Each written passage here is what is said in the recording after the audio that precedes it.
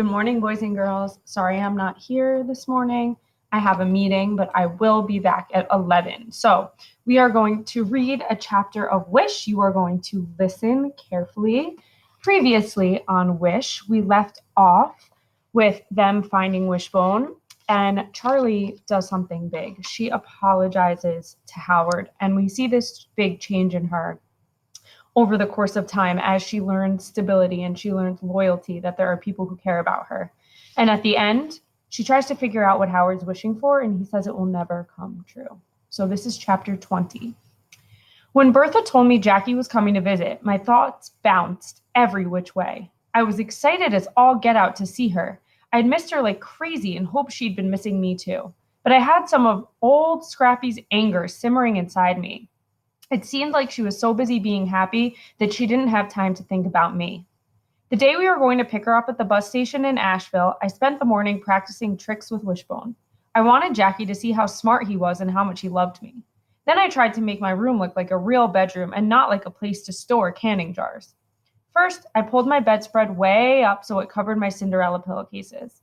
Then I tacked a towel over the shelves to hide those jars. I put Wishbone's toys in a shoebox and wrote his name on the side with a marker while he sat there watching me with his head cocked. Every now and then he took out a tennis ball or a dirty rubber bone, but I put it back. We want everything to look nice for Jackie, I told him. Next, I pushed Gus's old jackets and sweaters to the back of the closet and hung up some of my t-shirts so it looked like I had a whole closet of my own. Then I put a towel over Bertha's sewing machine and hung my backpack on the hook on the closet door. When I was done, I stood in the doorway and glanced around. It looked better, but I knew it wasn't anything like the room Jackie shared with Carol Lee. I bet they had matching floral bedspreads with heart-shaped throw pillows and pictures of rock stars taped on their headboards. I'm sure they had a dresser with a tray of nail polish and a jewelry box full of bracelets. They probably had a pink and gold diary with little keys and bags of potato chips under their beds to share at night while they talked about how happy they were. And I was sure they didn't have a single canning jar in their room, not one. On the ride to Asheville, Bertha pointed out some of the things she hadn't shown me before when we went to the mall. That place there has the best boiled peanuts in North Carolina. The Blue Ridge Parkway is up yonder. That road there goes to Blowing Rock where the Tweetsy Railroad is. I said, oh, and yeah, and but really I was thinking about Jackie. Maybe I shouldn't have fixed up my room so much. Maybe if I'd left it the way it was, she'd feel sorry for me and take me back to Raleigh with her. "Oh, Charlie," she'd say, "you can't stay here in this little old room sleeping on baby Cinderella pillow." She'd toss her hair over her shoulder and add, "This house is liable to fall right off the mountain if you sneeze too hard. You'd better come on back home with me." While Bertha told me about the mile-high swinging bridge on Grandfather Mountain, I thought about me and Wishbone at Carol Lee's house. But then I started to worry. What if Carol Lee's parents didn't like dogs? What if they didn't like me? Before I had time to stack up on too many worries, we pulled into the bus station. When we got out of the car, Bertha gave my shoulder a jiggle and said, "Are you excited?" "Sort of," I said, but the truth was my insides were swirling like crazy. We sat in a row of sticky vinyl seats and waited for Jackie's bus to get here. Bertha chatted with some woman who had a bunch of wild kids running around the bus station. Once, they tipped over the newspaper stand, and she didn't even say anything. Gus fell asleep after about a minute, his head nodding until his chin dropped down onto his chest and his cheeks puffing out with every breath. I sure hoped he didn't call me Butterbean in front of Jackie. Finally, a man behind the ticket counter called out, "Bus number 94, arriving from Raleigh." And before I knew it, Jackie was swooping toward me, tall and tan and smiling. I could practically see the happiness floating above her like a halo. That is a good show not tell. I could practically see the happiness floating above her like a halo. The first thing she did was turn her head sideways, point to the bright blue streaks in her hair, and say, "Like it?"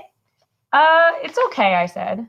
Scrappy had a hissy fit, she grinned. "But you know what I say?" She tossed her head so her blue-streaked hair swished back over her shoulder. "I say, who cares? Because this is the new me." The new me? What did that mean? What was that, like a new life? Maybe Jackie had gone and found herself a new life, like Mama had tried to do all those years ago. A life that didn't include me. Maybe on the ride back to Colby, Jackie and Bertha jabbered away like they'd been best friends forever. By the time we got home, they had every minute of every day planned out. Bertha was going to teach Jackie how to fry chicken and sew a zipper in a skirt. They were going to visit the thrift shop over in Fairview to look for a football jersey Jackie needed for a play she was in at Carol Lee's church.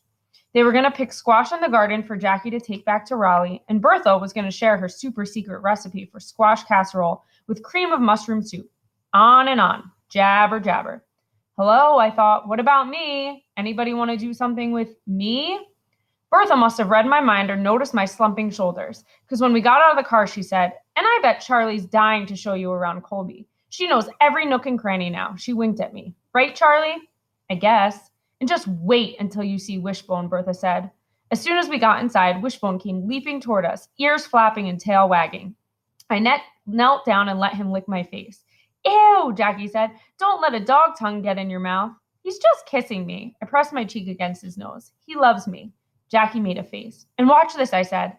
I showed her how Wishbone could sit and shake and roll over. Wow, Charlie, Jackie said. I never knew you were such a good dog trainer. Well, he's pretty easy to train because he's so smart. And by the time we get back to Raleigh, I bet he'll know a whole lot more stuff. Jackie lifted her eyebrows and squeezed her lips together, but she didn't say anything. She strolled around the tiny living room, studying photos of old people on the table beside the couch, peeking into Bertha's yarn basket, peering into the kitchen. I love your house, she said to Bertha. Gus's granddaddy built it with his own 2 hands, Bertha said. Ain't that right, Gus? Gus blushed a little and nodded. Check out the back porch, Bertha said, motioning toward the kitchen. The next thing I knew, Jackie was out there raving about the view and the mountains and all. I sat on the floor in the living room with Wishbone snuggled in my lap, listening to this new Jackie and wondering what had happened to the old Jackie. The one who went to my dance recital while Mama and Scrappy stayed home and yelled at each other. The one who spent her allowance to buy me one of those friendship bracelets the other girls at school had. The one who made cupcakes for me to take to school on my birthday while Mama watched soap operas in her bathrobe. That Jackie was gone, and in her place was this new Jackie with blue streaks in her hair, out on the porch telling Bertha how much she loved the Blue Ridge Mountains. And then this new Jackie went and said something the old Jackie would never have said. Charlie is so lucky to be here with y'all. Lucky? She thinks I'm lucky I got yanked out of the only place I'd ever known my whole life and sent off to live with people I've never laid eyes on before? Lucky my family was all broken up and scattered in every which way? Then Bertha said, no, me and Gus are the lucky ones, right, Gus? Right, Gus said. When they came back in from the porch, Bertha said, Charlie, why don't you take Jackie back to your room so she could put her things away? I led Jackie to that tiny room and waited for her to say what I'd been imagining she'd say, like how awful it was. Even though I'd fixed it up, she'd say it was way too small. She'd peek behind that tacked up towel and see those canning jars. And then she'd say, I better go back to Raleigh with her. But no, this new Jackie said, I love this room, Charlie. Can you believe you've got a room all to yourself and you don't have to share anymore like we did back home? Well, didn't that beat all? I like sharing a room back home, I said, making my voice sound pitiful. I was going to show her Gus's clothes jammed in my closet, but she flopped onto the bed and said, well, yeah, but it's nice to have a room that's just yours. Nobody leaving their dirty socks on the floor or taking up all the space on the dresser. She kicked her sandals off and leaned against the wall. Don't get me wrong, I like Carolee and all, but sometimes I wish I could be by myself, not have her snooping through my stuff or using my makeup without even asking. She tossed her hair over her shoulder and said, I just love Gus and Bertha, don't you? Now I have to say that question caught me off guard, and I surprised myself when I didn't hesitate one little bit and I said, I do. Did I love Gus and Bertha? I hadn't ever really thought about it before, but maybe I did. But then everybody loves Gus and Bertha because that's the kind of people they are. And you got yourself a dog, Charlie, she said, rubbing her bare foot along Wishbone's back. It seems like everything's turned out so good for you. Your very own room and your very own dog, living with 2 nice people who don't cuss and holler at each other every minute of the day. Then she jumped off the bed and said, show me the garden. That night, Bertha made grilled cheese sandwiches and potato salad for supper, and then we sat on the porch under the orange sky streaked with gray-blue clouds, another good show not tell. The smell of rain mingled with the sweet scent of honeysuckle, and crickets chirped in the huckleberry bushes along the edge of the woods. Bertha and Jackie talked about boys, and if I didn't know better, it would have been hard to tell which one of them was a teenager and which one was a grown-up woman. Bertha told Jackie about the first time she ever met Gus when he fixed a flat tire on her daddy's car out on Highway 14. I'd never laid eyes on such a handsome boy in my life, she said. My friend Jamie flirted her head off with him, but I know I was the one he had eyes for. Right, Gus? She poked Gus and he nodded while he chewed on a toothpick. Later, me and Jackie went back to my room and played Crazy Eights while she told me about some boy she'd been dating named Scooter. He was the paintball champion of Wake County and had a cousin in the Marines he wanted to fix up with Carolee. Jackie had brought nail polish with her, so we painted our fingernails and told the same jokes we'd told about a million times before. What do you call a cow that eats your grass? Jackie said. A lawn mower, I said. What do frogs order in restaurants? French flies. We laughed like those were the funniest jokes in the whole world. For the first time since she showed me her blue streaked hair at the bus station, she seemed like the old Jackie, and I realized how much I'd been missing her. After we turned out the lights, she fell asleep in no time flat. Her soft snoring drifted through the air, reminding me of all those nights we'd shared in our room back home. I thought about how we'd laid there in the dark and listened to Mama and Scrappy fussing and fighting.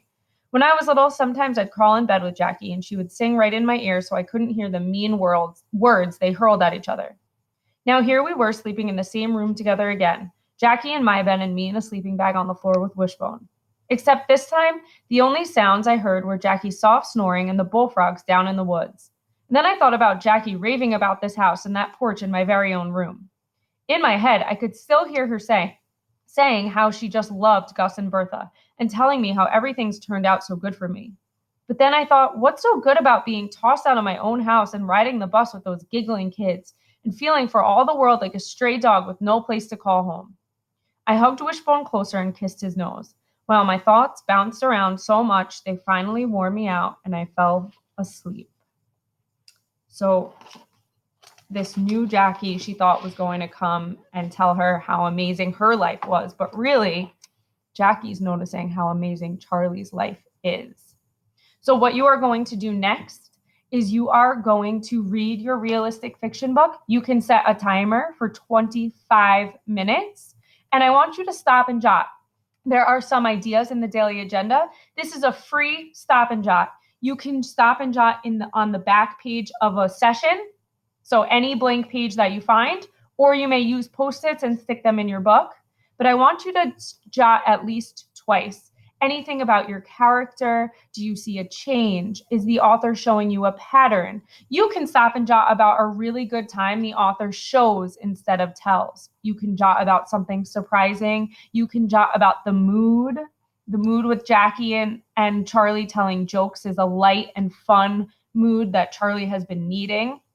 So this is a free stop and jot day, but I want you to read for 25 minutes before you stop and jot. You have gym at 10:25, and I will see you at 11.